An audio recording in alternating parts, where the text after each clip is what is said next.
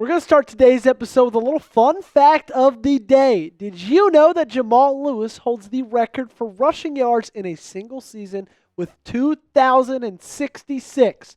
Former Baltimore Raven, former Tennessee Volunteer, a little best of both worlds for your boy right there. So to celebrate that, can we get 2,066 likes on today's video? That would break the record for this channel. It would shatter the record for this channel, and I don't think it's past us. Help me out. Like today's video. Let's celebrate Jamal.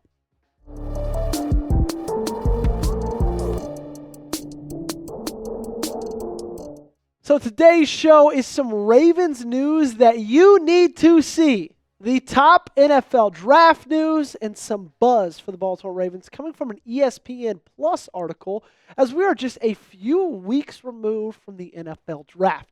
So let's start with the report I enjoy the most, because there's two different reports we're going to go over, and I want to talk about the one that I want to talk about, and enjoy talking about first. That's what we're going to do. Here's from Jamison Hensley. Instead of adding to its secondary, the more likely scenario is Baltimore taking an edge rusher or defensive tackle to improve its pass defense. The Ravens did not blitz often in their first season with defensive coordinator Zach Orr. Their 20% blitz rate ranked 26 in the NFL. They need to be more disruptive up front to reduce deep throws. They ranked 29th in pass rush win rate last season, beating 33% of pass blocks within 2.5 seconds. Thank you, Jamison. Thank you for saying exactly what I've been saying for the entire offseason. That sounds sarcastic. I'm being genuine, because I've been pounding the table for this for a long, long time. Right when the offseason was over, right when that game against the Bills wrapped up, a lot of people were talking about Mark Andrews. I was too, don't worry, I'm not going to say I wasn't. But another thing I was looking at was the fact that this team failed to get any pressure on Josh Allen, just kind of how they failed to get any pressure on any quarterback in any playoff game in like the last 5 or 6 years. And we've shown this a lot. We're going to show it again today because it supports exactly what Jamison just talked about. There are masking statistics, right? Those statistics that when you see them from a surface level, you say, oh, this team must have dominated getting to the quarterback, because they had 54 sacks, second best in the National Football League. A sack percentage of 7.7%, top 5 in the NFL. And they had two guys have double-digit sacks, and Kyle Van Noy, 12.5 career year, and an Owe with 10 career year as well. However, you can't just look at the sacks. You have to look at how this team did on a down-to-down basis. And they weren't great, Jim. Pass rush win rate, like Jamison said, 33%. That's 29th in the National Football League. The run stop win rate wasn't great either. 29%. That was 26th in the NFL. Their quarterback pressure rate, 25th. Bottom 8 at 31.4%. And their time to pressure, 2.88 seconds. And I'm having trouble reading that. Does that say 32nd down there? Yes, it does, because they were dead last in the NFL, because quarterbacks had an average of almost 3 seconds to sit back there, scan the field, and pick apart this defense. And we saw it pretty much for the entirety of the season. So what say you? Let me know in the comment section down below. Should the Ravens draft edge in round 1 of the NFL draft? Give me a yes or no in the comment section. If you don't think so, tell me why not. I've been thinking edge for the entirety of this draft process, but I can be swayed. Let me know your answer. Let's talk about realistic draft targets. Of course, I love Abdul Carter. You're not sniffing him. I really like Mike Green. He's my favorite edge rusher outside of Abdul Carter. Unfortunately, I think he's gone at 15 to Atlanta. I'm going to start with James Pearce Jr. Alrighty, James Pearce Jr. is a guy to me that kind of screams Baltimore Raven just with how he's built. He's 6'5", 245 pounds, a little bit of a thin frame. He could add a little bit more onto that, but he's incredibly young still. He's only 21 years old. And I love when you look at the statistics. The sack production was fine, 7.5 sacks. Not a ton, but also you got to remember these guys are playing 12, 13 games. He did have 55 pressures. Alrighty, so can he get to this next level and turn pressures into sacks? Can he get into this defense and turn pressures into sacks? And with this defense, can he just bring pressures in general? Because that's what they were missing. He has incredible athleticism, incredible length. He can win with bend. Sure, he needs to get a little bit more muscle on him, but he's a better bull rusher than I think people give him credit for. James Pearce Jr. at number 27, I think it's decently likely. Another guy we haven't talked a ton about, Donovan Izaraku, edge rusher out of Boston College.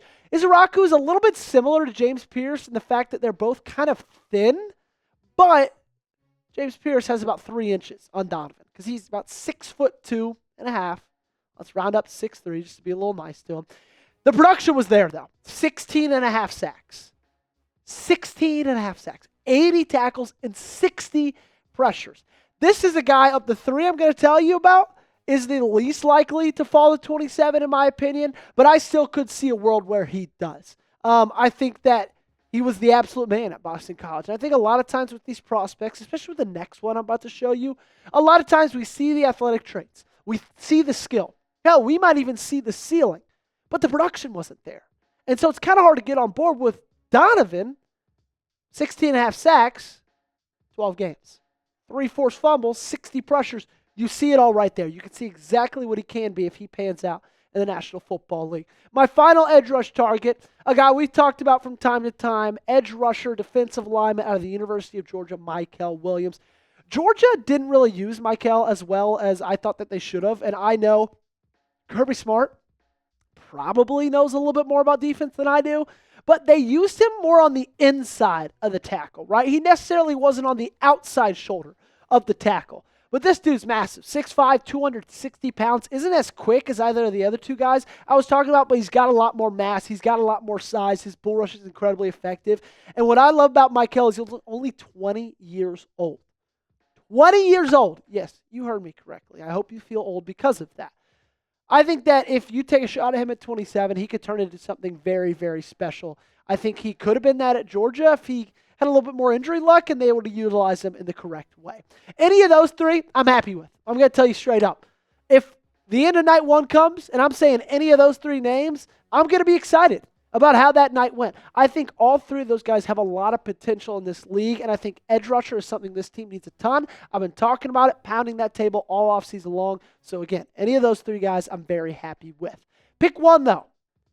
James Pearce Jr., Donovan Izaraku, Mykel Williams. Which of those 3 guys would you rather Baltimore draft? If you had to pick, give me a JPJ, DE, or ME, or MW, typo on me, in the comment section down below. So coming up, we're going to talk about the report that I don't necessarily enjoy as much as the edge rusher one. Jason Reid of ESPN and NFL Insider outlines that there's another position that he thinks the Baltimore Ravens could be targeting pretty early. Before that, I got something you guys should be targeting, okay? It's our friends over at Game Time because they have the best seats for the lowest prices, and the great thing about it, it is all guaranteed. Game Time is the official ticketing partner of the Ravens Rundown, and there's so many things that I love about Game Time, but one of the things is they provide the easiest way to get tickets on short notice. What I love about Game Time's low prices is you can spend more money on hot dogs, pretzels, merchandise, beer, Coke, soda, whatever it is, and it's easier to get a larger group together if everyone's wallets don't take a hit getting into the ballpark. Game Time has an awesome feature called Zone Deals. Game Time Zone Deals allows customers to purchase tickets for a general area of a venue rather than specific seats, offering potential discounts and flexibility for last-minute ticket buyers.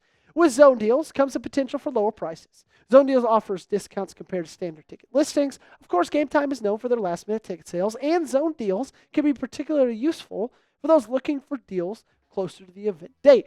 If you love the Baltimore Orioles, if you want to head out to one of their games, well, you're in luck. Because tonight, against the Blue Jays, 7:05, you can have it over to Game Time right now. It's so easy to use. You'll get the lowest price guaranteed. Find your seats. You'll be able to see exactly what you'll be seeing from them before you even purchase the ticket. So take the guesswork out of buying tickets with Game Time. Download the Game Time app, create an account, and use code CHATSPORTS for $20 off your first purchase. Terms apply again. Create an account, redeem code CHATSPORTS for $20 off. The link to this promo is in the comments and description of today's video. Download Game Time today. What time is it? It's game time. So NFL insider Jason Reid, like I said earlier, he has some different thoughts. Jamison's thinking edge rusher. Jason, not so much. Here's what he had to say. The Ravens typically let the board fall to them, and they could do that, again, with 11 picks in this draft. Safety and defensive line are obvious needs, but don't be surprised if they use a high pick on an offensive tackle. Baltimore signed left tackle Ronnie Stanley to a long-term extension and drafted right tackle Roger Rosengarten in the second round last year. But depth is still an issue.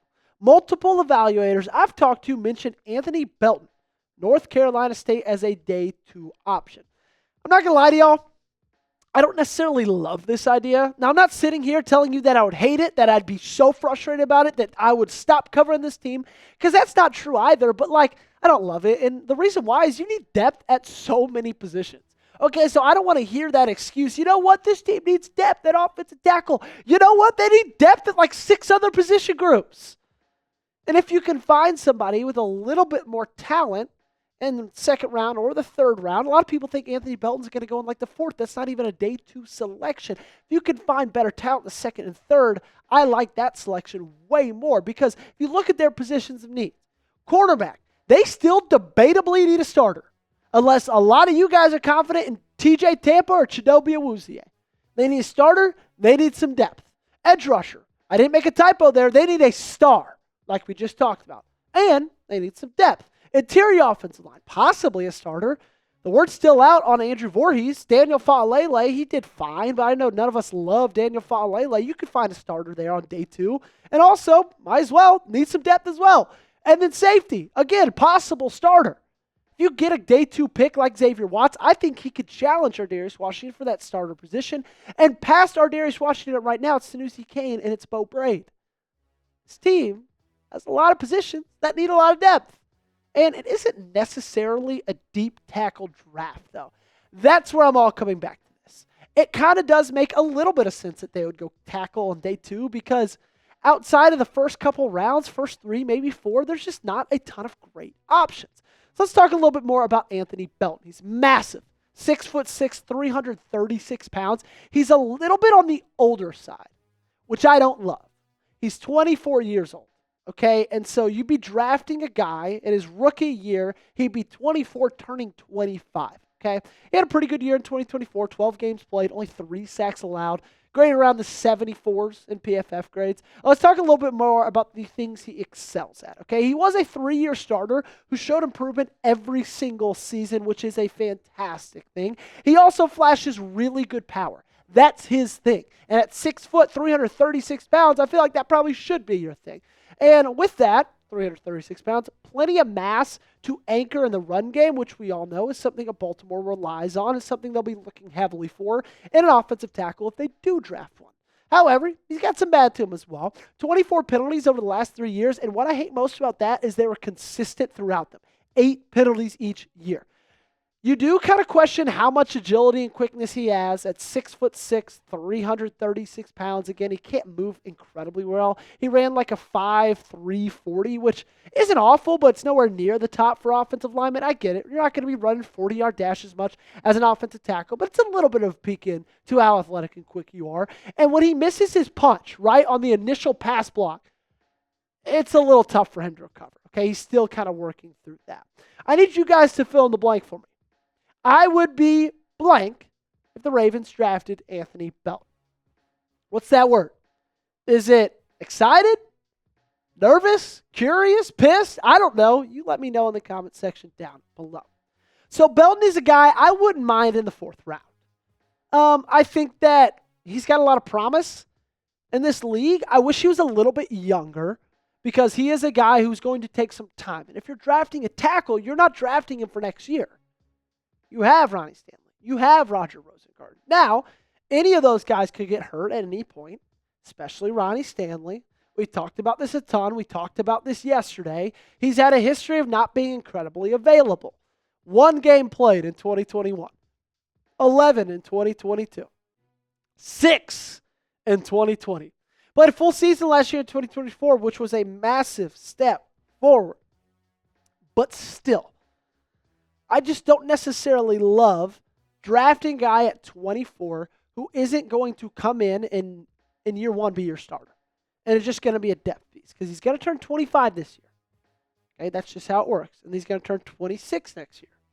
I don't want to sound like I'm mansplaining you how birthdays work, But still, at the same time, you got to realize if it isn't in the cards for him to start this year, and it isn't in the cards for him to start next year, if everything goes perfectly for you, if Roger Rosengarten keeps improving, if Ronnie Stanley lives up to the $20 million contract you just signed him, you don't want to use this guy.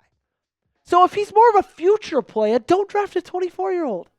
Draft someone who's 21, 22, 20, I don't know. Not somebody who in 3 years, 4 years, when if everything goes perfectly, that's when he's starting for you, is already 28? I don't necessarily love that. Make sure you guys hit that subscribe button. I really do appreciate every single one of you guys. We'll have a video out later today, so I'll see you then.